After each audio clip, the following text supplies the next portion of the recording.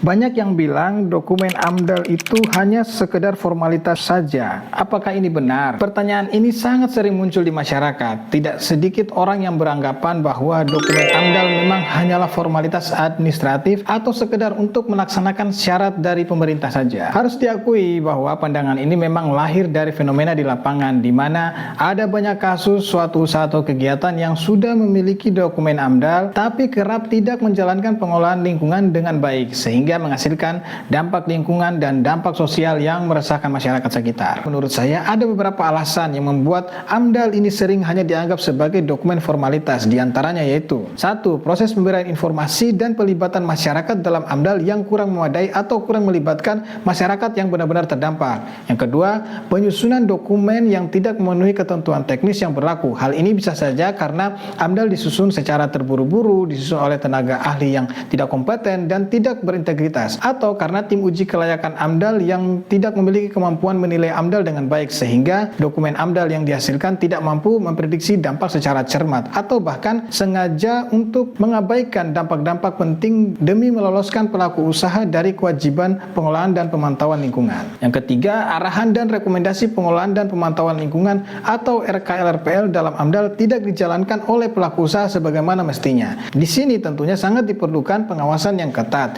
sehingga dapat menekan pelaku usaha untuk menaati arahan yang sudah ada dalam RKLRPL di dokumen AMDAL-nya. Untuk bidang pengawasan ini tentunya menjadi domain pemerintah melalui instansi yang berwenang, misalnya Dinas Lingkungan Hidup. Yang keempat, masih lemahnya penegakan hukum jika terbukti ada pelaku usaha yang melanggar komitmen dan atau terbukti merusak lingkungan. Biasanya jika terjadi kondisi seperti ini masih diselesaikan secara perundingan biasa saja, tanpa adanya sanksi yang jelas kepada pelaku usaha, misalnya denda, pemulihan atas kerusakan lingkungan, ganti rugi ke masyarakat, atau bahkan pencabutan izin usaha.